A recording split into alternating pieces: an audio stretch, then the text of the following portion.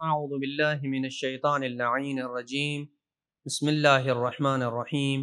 وصلی اللہ علی محمد وآل بیتہ الطیبین الطاہرین المعصومین۔ جوار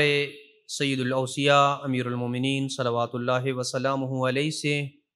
ماہ مبارک رمضان میں قرآنی صورتوں کے فضائل کے سلسلے کا آغاز کیا تھا جو سورہ اعراف تک پہنچا ہے۔ سورہ اعراف کے فضائل عجیب و غریب ہیں۔ امام زین العابدین صلوات اللہ وسلامہ علیہ سے منقول ہے کہ پیغمبر اکرم صلی اللہ علیہ وآلہ وسلم نے ارشاد فرمایا، من قرأ سورۃ الاعراف فی کل شہر، کہ جو بندہ ہر مہینے سورہ اعراف کی تلاوت کرتا ہے، کان من الآمنین الذین لا خوف علیہم ولا هم یحزنون، وہ ان محفوظ ترین لوگوں میں سے، وہ امان پانے والوں میں سے ہوگا، اللہ کے عذاب سے امان اسے مل جائے گی اس دن کہ جس دن سب کو اللہ کے عذاب سے خوف ہوگا، پریشانی کے عالم میں ہوں گے۔ اس دن اس بندے کو نہ کوئی غم ہوگا اور نہ ہی کوئی حزن و ملال ہوگا جو بندہ سورہ اعراف کی ہر ماہ تلاوت کرتا ہے۔ ومن قرأها فی کل جمعۃ، اور جو بندہ ہر جمعے کو سورہ اعراف کی تلاوت کرتا ہے، کان ممن لا یحاسب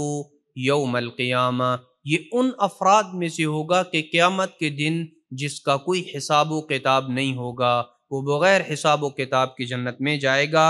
پھر فرمایا فلا تدعوا قراءتها، سورہ اعراف کی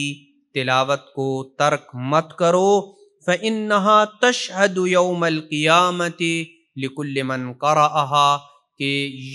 یہ صورت قیامت کے دن گواہی دے گی ہر اس بندے کی کہ جو بندہ سورہ اعراف کی تلاوت کرے گا، اس کی گواہی یہ خود صورت دے گی۔ پیغمبر اکرم صلی اللہ علیہ وآلہ وسلم نے فرمایا، من قرأ سورۃ الاعراف، جو بندہ سورہ اعراف کی تلاوت کرے، جعل اللہ بینہ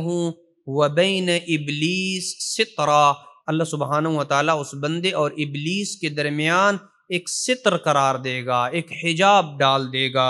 وَكَانَ آدَمُ شَفِيعًا لَهُ يَوْمَ الْقِيَامَةِ، اور قیامت کے دن حضرت آدم اس کی شفاعت کریں گے۔ دعا ہے کہ اللہ سبحانہ وتعالی ہمیں سورہ اعراف کو سمجھنے کی توفیق نصیب فرمائے، پڑھنے کی توفیق نصیب فرمائے، اور حضرت